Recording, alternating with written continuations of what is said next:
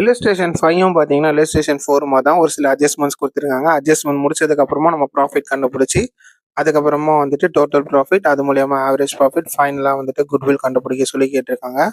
So adjustments இருக்கிறதுனால first எல்லாத்தையும் தனியா எழுதிடலாம். பர்ட்டிகுலர்ஸ் 2016, 2017, 2018 அவங்களுக்கு குடுத்திருக்கிற ப்ராஃபிட்ஸ் வந்துட்டு 30,000, 29,000, 18க்கு வந்துட்டு 32,000 சொல்லியிருக்காங்க. இத ஃபர்ஸ்ட் நோட் பண்ணிக்கலாம். நான் ரெக்கரிங் இன்கம் குடுத்திருக்காங்க. 2016க்கு வந்து 3,000 சொல்லியிருக்காங்க. ஸோ இது வந்து திரும்ப வராத ஒரு இன்கம். அதனால இத நம்ம வந்து மைனஸ் பண்ணிக்கிறோம். ப்ராஃபிட் மைனஸ் நான் ரெக்கரிங் இன்கம் 2016ல 30,000க்கு நேரா 3,000 எழுதிக்கிறோம். மத்த இயர்ஸ்ல எதுவுமே இல்ல. 30,000லேருந்து 3,000 போயிடுச்சுன்னா 27,000. இதுதான் 2016ஓட ப்ராஃபிட்டோட வேல்யூ. இங்க எந்த சேஞ்சஸும் இல்லாதனால அதே அமௌண்ட் எடுத்து கீழ எழுதிக்கிறோம். Next adjustment profit of 2017 is reduced by 2,000 due to stock destroyed by ஃபயர்னு சொல்லியிருக்காங்க. ஸோ ஏதோ ஒரு வருஷம் வந்துட்டு ஃபயர் ஆக்சிடென்ட் ஆகி 2,000 வந்து லாஸ் ஆயிடுச்சு. அதே லாஸ் எல்லா வருஷமும் ஆகுமான்னு கேட்டால் ஆகவே ஆகாதுங்க. ஸோ அதனால அந்த 2,000 ருபீஸை நம்ம வந்து 2017ல ப்ளஸ் பண்ணிக்கிறோம். 27,000 29ல 2 ப்ளஸ் பண்ணோம் அப்படின்னா 31,000. இங்கே எந்த சேஞ்சும் இல்லை. நான் 32,000 அப்படி எழுதிக்கிறோம். ஸோ ஆஸ் யூஸ்வலி இப்போ நம்ம ஆவரேஜ் ப்ராஃபிட் கண்டுபிடிக்க போகிறோம். அதுக்கான formula total profit divided by number of years, சராசரி லாபம் இஸ் ஈக்குவல் டு மொத்த லாபம் டிவைடட் பை ஆண்டுகளின் எண்ணிக்கை.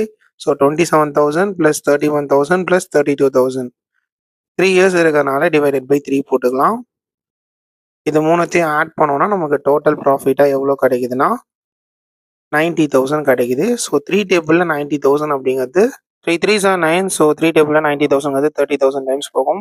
சம் வந்து இதோட முடிச்சிருக்கலாம். பட் ஆனால் என்ன சொல்லியிருக்காங்கன்னா இன்சூரன்ஸ் வந்து இது வரைக்கும் எடுக்கல, இனிமே எடுக்க போகிறோம், அதுக்கு 5,600 ஆகும்னு சொல்லியிருக்காங்க. ஸோ வந்த ப்ராஃபிட்லேருந்து இப்போ நம்ம இன்சூரன்ஸ் ப்ரீமியம் எடுத்து பே பண்ணோம் அப்படின்னா பேலன்ஸ் எவ்வளோ இருக்கும், அதான் வந்து ஆவரேஜ் ப்ராஃபிட்டோட வேல்யூ. 5,600 வந்து இன்சூரன்ஸ் ப்ரீமியம் கட்டுறோம்னு சொல்லியிருக்காங்க. ஸோ 30,000லேருந்து 5,600 மைனஸ் பண்ணோம் அப்படின்னா 24,400 வருது. இதுதான் நம்மளோட ஆவரேஜ் ப்ராஃபிட்டோட வேல்யூ.